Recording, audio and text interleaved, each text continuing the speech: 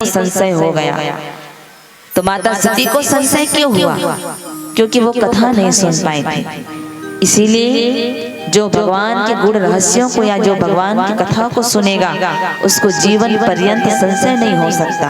एक साधारण तरीके से समझाना चाहूँ तो इस पंडाल में बैठकर राम की कथा सुनेगा, वो उनको रामायण की हर बात पता रहेगा कि रामायण में किसकी गाथा है, किसके साथ क्या क्या हुआ है, कौन कौन से पात्र मिले हैं।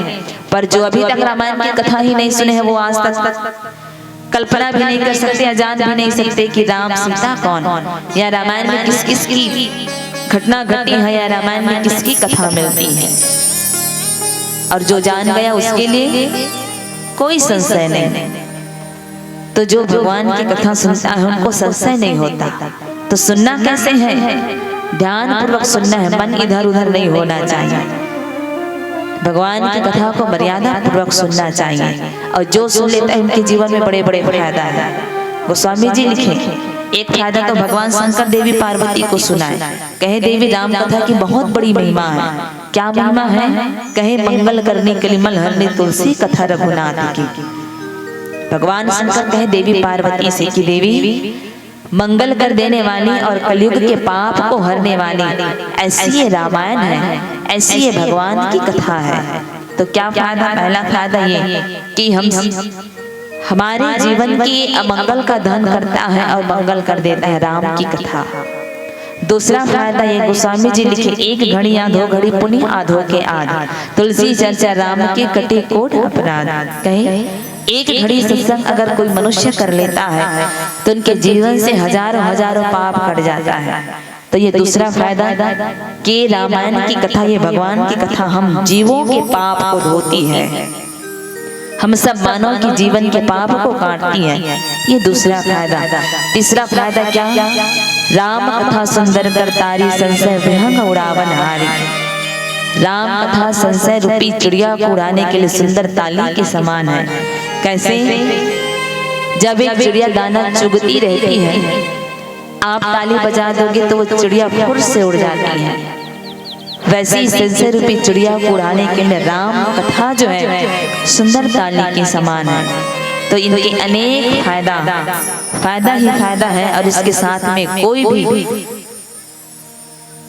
मतलब इसमें कोई साइड इफेक्ट नहीं है, बल्कि इनके साथ फायदा ही फायदा है। तो ऐसे अनेक महिमा राम की कि जो इसे पढ़ता है सुनता है उनके जीवन से मंगल का दहन और मंगल हो जाता है। इसीलिए जब भी आपको मौका मिले भगवान की कथा सुनने का, आधा घंटा हो या 1 घंटा हो, अपने जीवन से मोह और विषयों को त्याग करके भगवान की कथा को मन पूर्वक ध्यान पूर्वक बुद्धि और चित्त लगाकर सुनना चाहिए।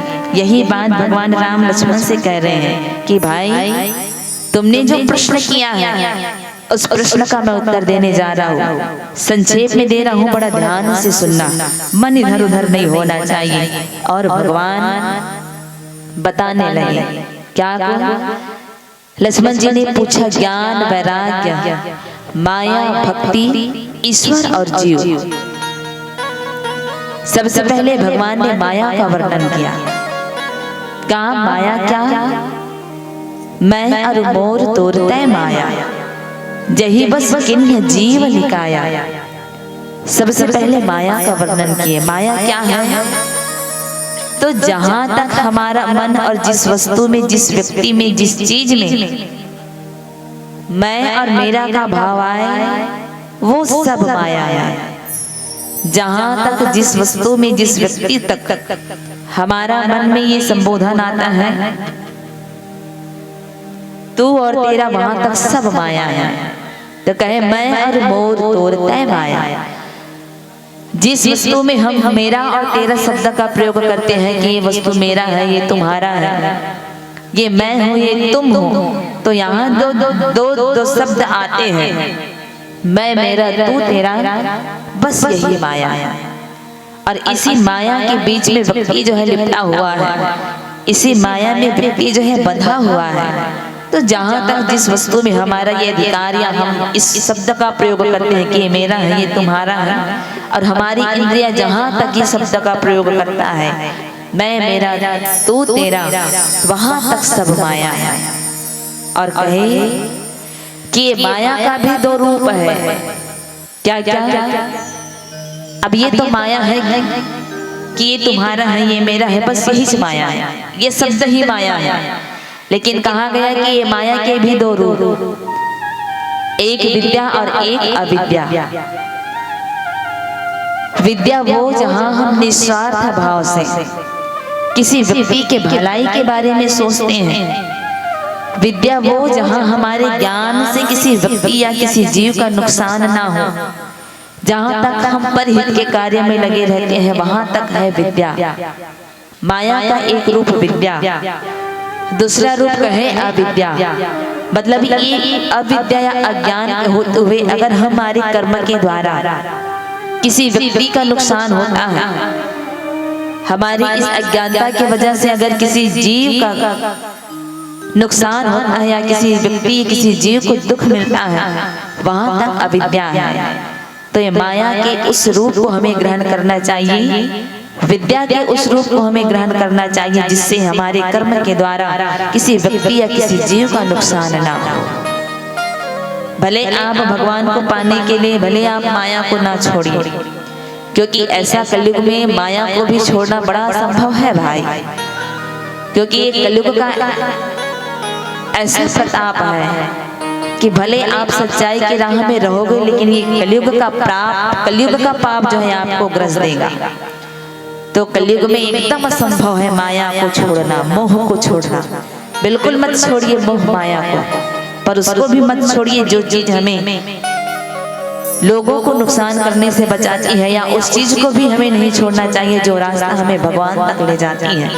तो बिल्कुल माया में रहिए, लेकिन अविद्या को ग्रहण मत करिए, अज्ञानता को ग्रहण मत करिए, जिससे आपके कर्म के द्वारा किसी जीव का धर्म का नुकसान हो। बल्कि माया की उस रूप विद्या को ग्रहण कीजिए, जिसके द्वारा आपके कर्म के द्वारा धर्म का, समाज का, देश का और हर व्यक्ति का कल्याण हो। तो माया की विद्या के रूप को ग्रहण करना है। अब भगवान ज्ञान का वर्णन किए। ज्ञान क्या? ज्ञान वहां तक है लक्ष्मण जहां अभिमान ना हो। अभिमान कैसा? जैसे कोई ज्ञानी व्यक्ति जिन्हें सब चीजों का, सब वस्तुओं का ज्ञान हो, पर उस ज्ञान होते हुए भी अगर उस व्यक्ति के पास अभिमान है। अभिमान कैसा? कि इस पूरे 100 व्यक्ति के बीच में अकेला मैं जानता हूँ, इस 100 व्यक्ति के बीच में मैं अकेला ऐसा व्यक्ति हूँ जो ये करने का सामर्थ्य रखता हूँ। अगर किसी व्यक्ति चीज वाला हो और वो 100 व्यक्ति के बीच में अपनी चीज का भी उन्हें अभिमान हो, तो वहाँ ज्ञान नष्ट हो जाता है। तो ज्ञान वही है जहाँ अभिमान ना हो। उस 100 व्यक्ति के बीच एक दानेदार व्यक्ति है, पर वो अपने दान का वो चर्चा ना करे उस समाज के बीच में, तो वही ज्ञान है कि उसके पास बुद्धि है, ज्ञान है, संपत्ति है, लेकिन इसके पास अभिमान नहीं है, तब वो ज्ञान सार्थक है। नहीं तो ज्ञान होते हुए भी अगर किसी व्यक्ति के पास अभिमान आ गया तो वो ज्ञान का कोई औचित्य नहीं। तो ऐसे ज्ञान का वर्णन किए कि ज्ञान वहाँ है जहाँ अभिमान ना हो। अब वैराग्य का वर्णन किए। वैराग्य क्या? वैराग्य वो है लक्ष्मण जहां किसी व्यक्ति को विषयों से प्रीति ना हो। मतलब जो अपने जीवन के तीनों गुणों को तृण के समान त्याग दे। क्या क्या? काम, लोभ और मोक्ष। इन 3 चीजों को जो व्यक्ति के जीवन में कल्पना भी ना आए, मतलब जिस व्यक्ति के जीवन में काम, मोक्ष की कामना ना हो और वो विषयों से प्रीति नहीं करता और भगवान से प्रीति करता है, वही व्यक्ति के जीवन में वैराग्य आता है। मतलब एक संत की कल्पना की जाए, एक संत या ब्राह्मण जिसके जीवन में केवल भगवान और धर्म के लिए प्रीति रहती है, उन्हीं के जीवन को वैराग्य कहा गया है। क्योंकि संत के जीवन में अपने लिए काम की भावना नहीं होती, न मोक्ष की भावना नहीं होती, न लोभ की भावना नहीं होती। और जो जीव काम, मोक्ष और लोभ को तृण के समान त्याग देता है, उसके जीवन में वैराग्य आ जाता है। तो यही है वैराग्य, जिस व्यक्ति के जीवन में तीनों चीज के लिए लालसा ना हो। और आगे इधर ईश्वर, जीव और भक्ति में क्या भेद है, उसको भजन करने के बाद जानते हैं। बोले लेकिन श्री रामचंद्र की जय।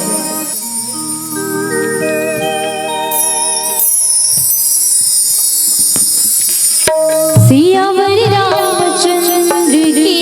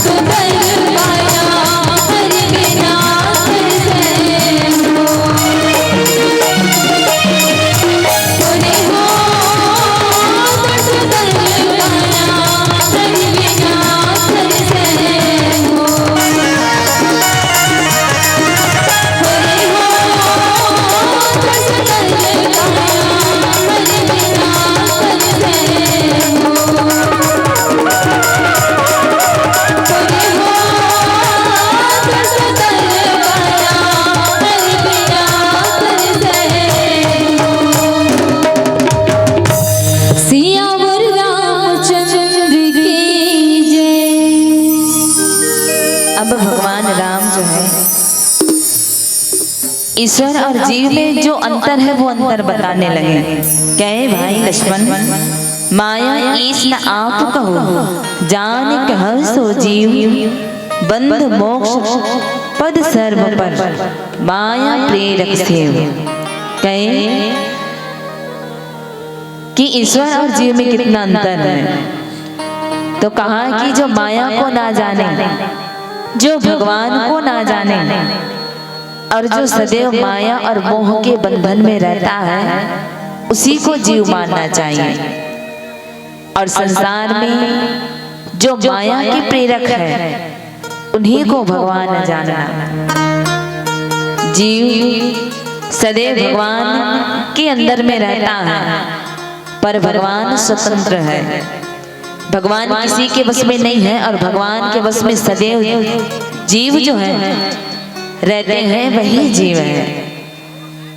तो कहे भगवान स्वतंत्र है, लेकिन जीव जो है भगवान के अंदर में रहते हैं, भगवान के वश में रहते हैं। और भगवान स्वयं माया के बनाने वाला, पर जो माया में रहता है वही जीव है।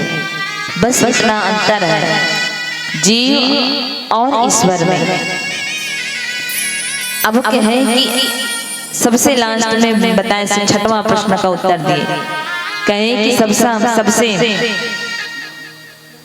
प्यारा और मुझे पाने का सुगम रास्ता भक्ति है लक्ष्मण। जिस जीव के पास भक्ति होती है वो मनुष्य मुझे पा जाते हैं। इधर लक्ष्मण जी महाराज प्रश्न पूछे हैं कि भैया मुझे इन 6 प्रश्नों का उत्तर दीजिए, अंत में भक्ति का वर्णन कीजिए, जिस भक्ति के होते हुए मैं आपके चरण रज से प्रेम करूं, आपके चरणों में मेरा प्रीति हो जाए, ऐसा भक्ति का वर्णन कीजिए। तो सबसे अंत में भगवान भक्ति का वर्णन किए। कहे लक्ष्मण, भक्ति जो है सबसे सुगम साधन है मुझे पाने का। ये एकदम सरल है और ये भक्ति जो है एकदम स्वतंत्र है। जिस जीव के पास भक्ति होती है वो मनुष्य मुझे पा जाते हैं। लेकिन भक्ति कैसे मिलती है? आगे अरण्य कांड में जब भगवान राम के द्वारा माता सबरी को 9 भक्ति बताया गया, वो सारी भक्ति को यहाँ भगवान राम जो लक्ष्मण भैया को बता रहे हैं कि भक्ति कैसी होनी चाहिए या भक्ति प्रारंभ कैसे होता है। तो कहे भक्ति ऐसी होनी चाहिए कि सत्संग करना, ब्राह्मणों के साथ प्रेम होना चाहिए। तो ये पूरे 9 भक्ति का वर्णन यहाँ किए हैं कि पहली भक्ति वहाँ सत्संग बताया गया, दूसरी भक्ति कथा में प्रेम होना, तीसरी भक्ति गुरु के चरणों में प्रेम होना, चौथी भक्ति समूह में कथा का गान करना, 5वीं भक्ति भगवान के नाम का जाप करना, उसमें विश्वास करना, 6वीं भक्ति और 7वीं 8वीं भक्ति में जैसा 9वीं भक्ति भगवान राम ने माता सबरी को बताया, वो सारी भक्ति को यहाँ भगवान राम जो लक्ष्मण भैया को सुना रहे हैं। तो भक्ति का मार्ग जो बड़ा सुगम है लक्ष्मण। जो इस भक्ति के मार्ग पर चलता है मैं सदैव उसके वश में हो जाता हूँ। तो देखिए वास्तव में भगवान को पाने का कोई सरल रास्ता या कोई सरल साधन है तो सिर्फ वो भक्ति का साधन है। माता सबरी को भगवान मिले किस कारण? माता सबरी को विश्वास था कि उनके गुरु मतंग ने कहा है कि इस आश्रम में भगवान आएंगे। माता सबरी को भगवान दर्शन दिए किस कारण? भक्ति की पराकाष्ठा माता सबरी, प्रेम की पराकाष्ठा केवल भैया जिनको भगवान मिले। और देखिए जिन जिन लोगों ने भक्ति रखी ना सदैव भगवान उनके वश में हो गए। किसके वश में हुए? बालकांड में गोस्वामी तुलसीदास जी महाराज ने लिखा, व्यापक कल अनीह अज निर्गुण नाम रम न रूप, सो अज प्रेम भगति बस कौशल्या के गोद। जिस समय भगवान बालक बनकर माता कौशल्या के गोद में खेलने लगा, गोस्वामी जी ने लिखा कि भगवान को देखो जी, भगवान निराकार है, जिसका निर्गुण रूप है, निराकार है। वो भगवान एक भक्त के भक्ति में वशीभूत होकर आज भगवान माता कौशल्या के गोद में बेटा बनकर खेलने लगा। तो किसके वश हो गए? भगवान भक्ति के वश में हो गए। मांग लिए मनु शत्रुपा ने वरदान में भगवान को, 23,000 साल कठोर तपस्या किए मनु महाराज और देवी शत्रुपा रानी। भगवान विष्णु के तपस्या से प्रसन्न हो गए। कहे मनु महाराज जो चाहे वरदान मांगना है मांग ले। मनु महाराज ने कहा भगवान मुझे आप जैसा बेटा चाहिए। मनु महाराज ने जब भगवान को उनके समान बेटा के रूप में मांगा, पहले तो भगवान कुछ समय के लिए सोचने लगे कि संसार में मेरे समान कोई दूसरा और नहीं है, मैं कहां से मनु महाराज को मेरा समान बेटा ला कर दूं, क्योंकि संसार में भगवान सिर्फ एक है पर जीव अनेक। भगवान यही सोचने लगे कि मेरे समान कोई दूसरा और नहीं है, कहां से बेटा दूं मैं मनु को। पर उनकी भक्ति को देखकर भगवान को विवश होना पड़ गया। एवं वस्तु कह दिए मनु महाराज को, कहे मैं आपको वचन देता हूँ, आप दोनों त्रेता युग में कौशल्या और दशरथ बन के अयोध्या नगरी में निवास करिए, मैं आपके घर में बेटा होऊंगा। भगवान श्री हरि विष्णु वरदान दे दिए मनु महाराज और देवी शत्रुपा रानी को। उनके भक्ति में वशीभूत होकर भगवान माता कौशल्या के गोद में बालक बनकर रोने लगा, खेलने लगा, उछलने लगा। तो ये हुआ भक्ति के वश में। प्रेम के वश में कब हुआ? भगवान केवट जी की कथा प्रसंग में मिलता है। केवट जी ने कह दिया भगवान से कि प्रभु आपको नदी से पार होना है, मैं आपको रास्ता बता दूंगा कि नदी में कमर भर पानी है, पर आपको नाव में बैठकर नदी पार करना है तो पैर धुलवाना पड़ेगा।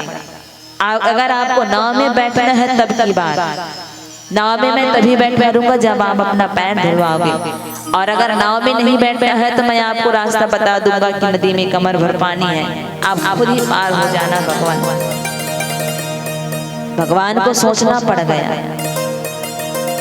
पूरा संसार भगवान से मांगता है, भगवान मुझे धन चाहिए, दौलत चाहिए, सुख चाहिए, संपत्ति चाहिए, घर चाहिए, परिवार चाहिए, पुत्र चाहिए, पुत्री चाहिए।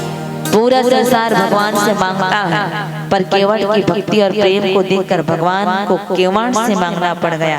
क्या कहा केवट से? केवट वही कर जिससे मैं नदी पार हो जाऊं और तेरी नाव भी ना जाए, मुझे पार उतार दे। भगवान को कहना पड़ गया। विवश हो गए केवट की भक्ति और प्रेम को देखकर। तो केवट जी जो है भगवान को अपने वश में कर लिया। भगवान को केवट के मुताबिक काम करना पड़ा। जैसा जैसा केवट जी ने कहा बिल्कुल वैसे वैसे भगवान नाव में बैठने के लिए केवट जी महाराज से अपना पैर धुलवाने लगे। तो यही दो साधन है भगवान को पाने का, प्रेम और भक्ति। और जिस जीव और जिस व्यक्ति के पास ये दोनों चीज हो जाती है ना, वो अपने आप भगवान को पा जाते हैं। यही साधन बताए हैं गोस्वामी तुलसीदास जी महाराज रामचरितमानस में भगवान को पाने की। और यही सुगम साधन को आज प्रभु राम जो लक्ष्मण को सुना रहे हैं। कहे कि लक्ष्मण भक्ति ही एक ऐसी रास्ता है, सुगम रास्ता, एकदम स्वतंत्र, इसमें कोई शर्त नहीं है। और जो व्यक्ति मुझे इन भक्ति के मार्ग में चुनता है वो व्यक्ति मुझे पा जाते हैं। मैं सदैव उसके वश में रहता हूँ, भगवान कहने लगे। और वास्तव में उन्हीं के वश में रहता है। केवट में माता कौशल्या भगवान से स्तुति करने लगी, प्रभु मैंने उस वरदान में आपको बेटा के रूप में मांगा है, लेकिन भगवान जब आए ना तो माता कौशल्या को विराट रूप का दर्शन कराए। भय प्रगट कृपाला दीन दयाला कौशल्या हितकारी। भगवान विष्णु जो है विराट रूप में दर्शन दिए माता कौशल्या को। और उनकी पहली जन्म की बात याद करवाते हैं कि कौन से जन्म में माता कौशल्या जो है भगवान को बेटा के रूप में मांगी थी। पर माँ कौशल्या ने क्या कहा भगवान मैंने तो उस वरदान में आपको बेटा के रूप में मांगा है, और आप ऐसे विराट रूप में रहोगे तो मैं माँ होने का सुख कैसे पाऊंगी। मुझे माँ का सुख देने के लिए भगवान मेरी विनती सुनिए और सुंदर बालक बनकर मेरी गोद में खेलिए। माता की विनती सुनकर भगवान बालक बन गए। तो सदैव भक्ति के वश में भगवान रहते हैं। और जिसको भी अपने वश में करना है ना भगवान को, बिल्कुल भक्ति रखिए, क्योंकि भगवान ने स्वयं कहा। रामचरितमानस में गोस्वामी जी बड़े सुंदर ढंग से लिखे हैं कि सदैव भगवान प्रेम और भक्ति के वश में रहते हैं। तो जिसको अपने मुट्ठी में भगवान को नचवाना है ना, वो बिल्कुल भक्ति रखिए। द्वापर युग की कथा मिलती है जब विदुर जी का और किसका दुर्योधन का आमंत्रण मिला भगवान श्री कृष्ण को। दोनों के दोनों आमंत्रित किए थे भगवान को भोजन के लिए कि प्रभु आप मेरे घर में भोजन के लिए आइए। विदुर का भी न्योता गया था भगवान कृष्ण को और दुर्योधन का भी। पर भगवान ने क्या खाया और क्या छोड़ा? दुर्योधन के मेवे त्यागे साग विदुर घर खाई, सबसे ऊंची प्रेम सगाई। भगवान कृष्ण ने दुर्योधन के घर नहीं गए, उनके मेवे मिष्ठान को छोड़ दिए और विदुर के घर जाकर भगवान ने केले के छिलके को ग्रहण किए। क्यों किए? क्या भगवान कंदमूल फल का भूखा हो सकते हैं? बिल्कुल नहीं। भगवान तो वो है क्या जो बिना हाथ के काम करता है, बिना पैर के चलता है, बिना कान के वो सुनता है, बिना आँख के वो देखता है, बिना नाक के वो सूंघता है, बिना मुख के वो स्वादों का ग्रहण करता है। तो क्या भगवान को भूख लग सकती है? बिल्कुल नहीं भैया। वो तो बिना हाथ के काम करने वाला, बिना आँख के देखने वाला, बिना पैर के चलने वाला। पर भगवान को वो चाहिए, क्या चाहिए? सिर्फ भाव चाहिए और प्रेम। दुर्योधन के पास सब कुछ था भगवान को देने के लिए, पर वो ही नहीं था जो भगवान को चाहिए। विदुर के पास कुछ भी नहीं था भगवान को देने के लिए, पर वो था जो वास्तव में भगवान ग्रहण करते हैं। इसीलिए ने दुर्योधन के मेवे मिष्ठान को छोड़कर विदुर के भाव को भगवान ने ग्रहण करके प्रेम पूर्वक केले के छिलके को ग्रहण किए। तो किस कारण? केवल प्रेम के कारण। तो यही दो ही सुगम मार्ग है भगवान को प्राप्त करने का, प्रेम और भक्ति। इन दोनों को वश में सदैव भगवान रहते हैं। और जो मानव ये दोनों राह को चुनता है, प्रेम और भक्ति का, सदैव भगवान जो इनके वश में होकर कार्य करते हैं। तो ऐसे भगवान निराकार प्रभु राम जो आज हम सब मानव के कल्याण के लिए नर तन धारण करके प्रभु जो है नर लीला की, हम सब भी प्रयास करें भगवान के चरित्र को अपने जीवन में आत्मसात करने का, भगवान के चरित्र को अपने घर परिवार अपने समाज में चरितार्थ करने का प्रयास करें। आइए यही सुगम मार्ग आज भगवान राम जो लक्ष्मण भैया को सुनाने लगे। आइए अंतिम भजन आप सब लोग सहयोग प्रदान करेंगे, ऐसा मैं आप सबसे निवेदन करती हूँ। बोले हंस रामचंद्र की जय। सियावर रामचंद्र की जय।